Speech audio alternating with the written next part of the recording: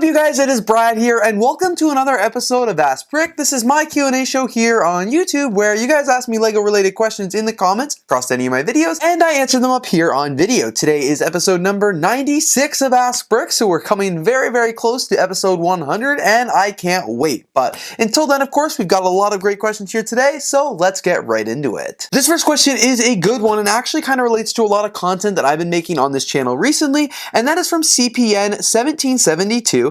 Ask Brick, why have a bunch of YouTubers and vloggers started to promote cheap Chinese-made bricks? And that's a great question, because as you guys may have seen recently, I've actually kind of more begun reviewing some other alternate brick brands here on my channel. I've taken a look at Funhole, as well as Brickcraft, and most recently Panacea. And I think the reason that I'll speak for myself. I won't speak for everyone else. I'll speak for myself. I think the reason that I've started promoting, like showcasing these products off is because they've come a long way and I've been quite impressed by them.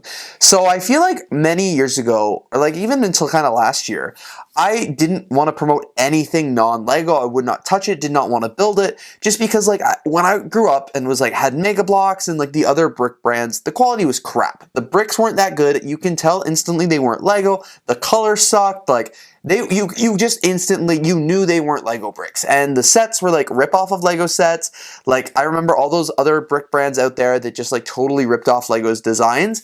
And I was not for that. I didn't like it. I didn't like that they were doing that. So I was completely opposed to these alternate brick brands. I called them knockoffs. And then last year I was kind of introduced to like Funhole and a couple of the other brands. And when I looked at the sets, I was like, these actually look like really good quality, like really good designs. I like the builds, I like the sets, and the price point is a lot better than Lego. So I was really hesitant at first to give it a try because I've been a Lego purist and I've like stood on my principles that I'm a Lego purist. So I gave Funhole a try. That was the first one I ever did. And like, I was really impressed. I thought definitely the quality wasn't the same as Lego, and I said that in the review, but it was pretty good. Like the build was pretty interesting. It was a very nice big set. So it was passable for sure. Like it was pretty decent. And then I had the opportunity to review the Brickcraft Grinch sets as well, which was really cool. And again, really great sets, amazing designs. And like Lego doesn't own the Grinch license. So that was really cool. And then more recently, I've had the chance to do Panacea sets, like the Sherlock Holmes one, for example, where again, Lego doesn't have that license. So it was like really cool to do those builds and experience what it's like with an alternate brick brand. And I think the reason like I've decided to continue them is because they, one, help fund like me continuing to do YouTube and continuing to do this as a business, which is very important, but also because I actually like the products. You know, I still don't know if I'd run out to the store and buy an alternate brick brand set in like lieu of a Lego set. I don't think I would. Like one's not gonna replace Lego for me, but they're making things that Lego doesn't actually make, and they're doing it with really good designers and really good quality pieces, and I'm impressed. So that's why I've been kind of promoting them. I don't just see them as cheap Chinese made bricks.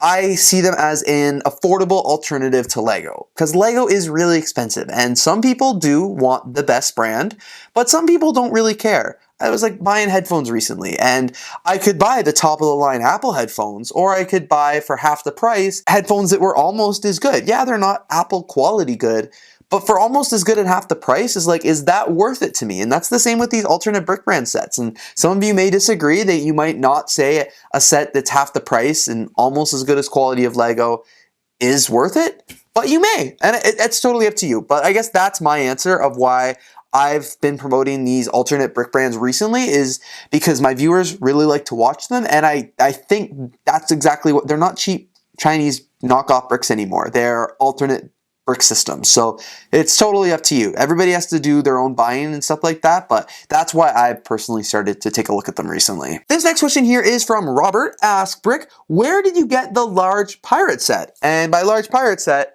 oh no, it's on this side. By large pirate set, he is referring to this set right here. This, Robert, is the LEGO House exclusive pirate that I picked up while I was in Billund, Denmark at the LEGO House. I believe it is called the Minifigure Tribute, if I'm not mistaken, but obviously it is this large-scale pirate minifigure, which is like really, really cool. So I picked that up while I was in Billund. You can check out that whole video of my time in Billund and buying that set and stuff like that. It was a really cool opportunity. I've been wanting that set for a while, so was super excited when I got to buy it, come home, and build it. So the large pirate set that you're referring to is only sold in Billund, Denmark at the LEGO House, and that's where I picked it up. This next question was asked on my video where I talked about the fact that I've kept my LEGO YouTube channel a secret, and it is from the Brick Ninja. Ask Brick, why do you not want people to know that you're a LEGO YouTuber?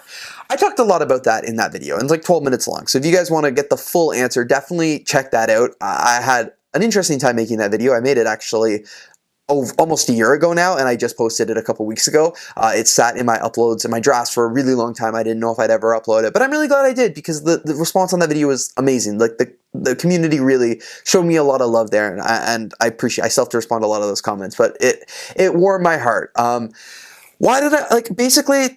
Too long, didn't watch the whole video, is why I don't want more people to know I'm a LEGO YouTuber is the fact that when I first started YouTube, it was such a it was like a cliche thing, not even cliche, it was just not the norm, and I was afraid people were going to make fun of it, they weren't going to understand it. Of course, I was really terrified because it was a kid's toy, and I feel like there is a graph of when you're allowed to play with a kid's toy. I feel like when you're a kid and you like a kid's toy, that's totally okay, and then I feel like when you're a preteen to early adulthood, liking kids' toys is not okay, and then from early adulthood to when you die, it's fine to like kids' toys, especially Lego and Pokemon and stuff like that. But I started my YouTube channel when I was in that age where it's not cool to like kids' toys, so that's kind of why I didn't want people to know I have a YouTube channel.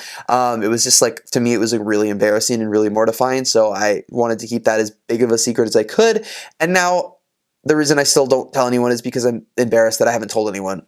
If that makes sense. It's just made it worse. I've kept this big secret, and now I have to tell everybody, and it's just going to be a lot, and I'm going to have to answer a lot of questions, and I'm afraid people are going to think they can't trust me, and whew, yeah, it's a lot. But I've started telling people. I said in that video, I've started telling some friends. I've told a few more since then, and I'm going to continue, and this year, I'm putting this video out there because I'm guys, this is the year I have to tell all my friends, so that's the goal. That's where I'm going to hopefully get to by the end of 2025, but it's not going to be an easy process. But yeah, basically, I was just really afraid of what people would think, and I realized now that does not matter. Not at all. The people aren't going to care if they really like me for who I am. So it is what it is, and that's why I'm going to start telling people. But well, yeah, that's basically why I didn't. So whew, here's to that childhood trauma. Oh, this next question is from Brick, and it's actually about my BrickLink store. Ask Brick, why do you accept BrickLink orders so small? For example, this one in the video is only 33 cents. So the reason that I accept those orders is because I'm a very, very small store.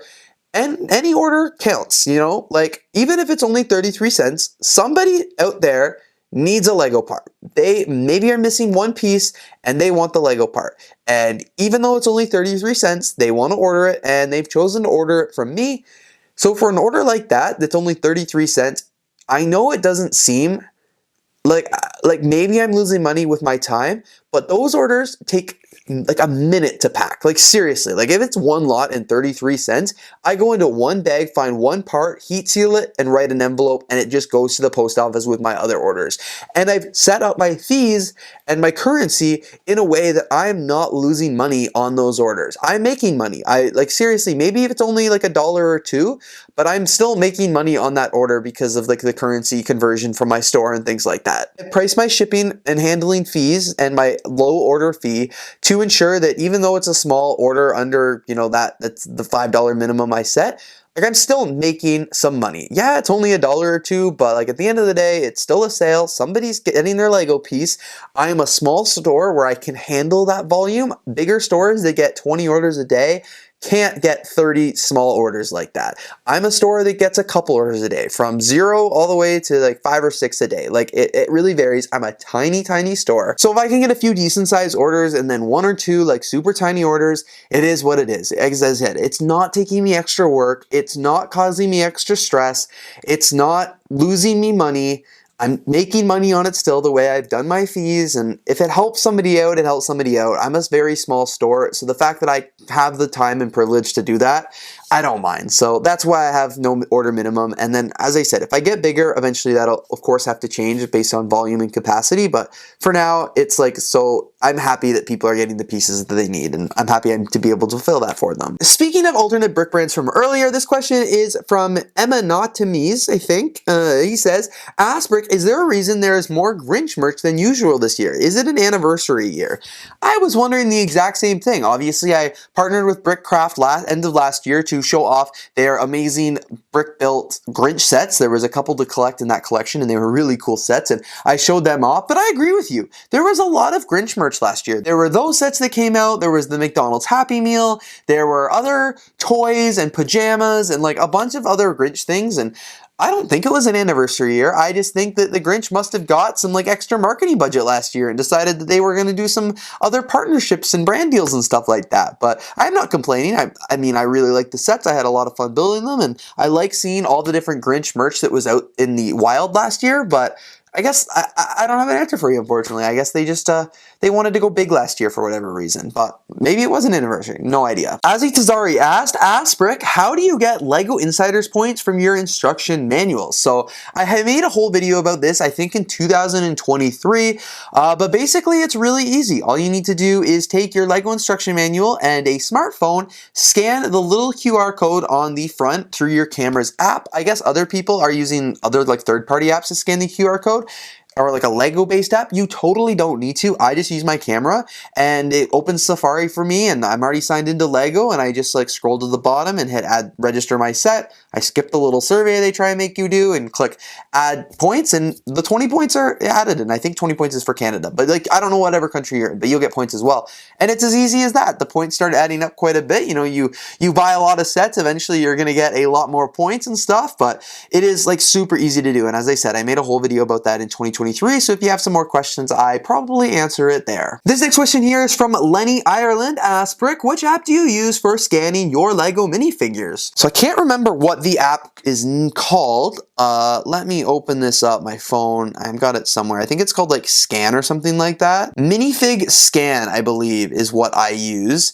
And it's just like this app. Yeah, it's definitely Minifig Scan. It kind of looks like this. It is a pretty cool app that kind of has like the step-by-step instructions on how you can scan your minifigures, and then of course you just hit the little scan icon. Oh, there you go. You can see me filming right now, but you just hit the little scan icon and you can scan your minifigure, and it'll tell you which one is inside. All right, like I'll scan this minifigure that I just picked. Oh, looks like this one here is the esports gamer. So very, very easy to use. I think you can even stack like multiple figures on top of each other, but it is a pretty cool app, the fact that you're able to identify which LEGO minifigures are on the inside there. So yeah, the app is called Minifig Scan. I'm actually working on making a video of them just for like my Instagram and stuff like that to share with others, because I didn't know what app to use at first, and I'm sure many of you didn't as well. So I just wanted to like kind of share that knowledge with you. But it's a really cool app. I highly recommend you get it on your smartphone, especially if you're a minifigure collector. All right, we do have time for one more question here today. This one is from Mower.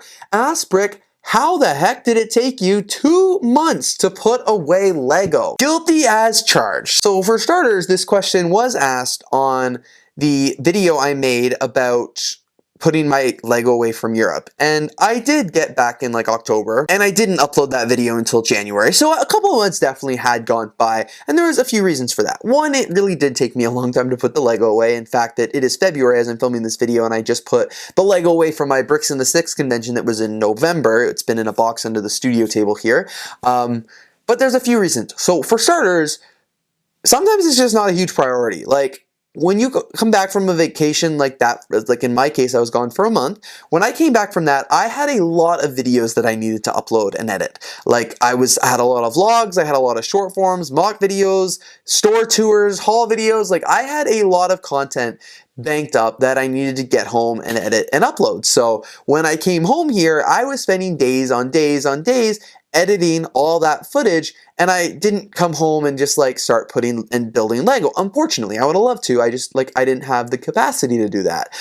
So like that was, you know, accounted for a few weeks of delays. And then I finally started to put the Lego away, but I wanted to do it right. Like I was building a lot of the Lego that I got, and that like I couldn't put a duck set away until I built the duck, and I wanted to actually enjoy building the Lego sets as well. Like I didn't want to just build them all at once to get them done really fast so I could put them, you know, on my shelf. So I took my time, really wanted to enjoy them, and then like other stuff comes up as well. I've got other videos, I've got BrickLink store stuff, I've got family commitments, I've got friend commitments, and it's just like, yeah, life happens, and like that is a low priority. And then of course I finished putting all that Lego away, and then that video sat on a hard drive for a couple more weeks while it took me time to edit it and get around to uploading it, because I've got a video schedule that I work very hard on to try and like not like throw too much at my viewers all at once. I like strategically upload videos and space different videos apart from each other so it's not too repetitive on the channel.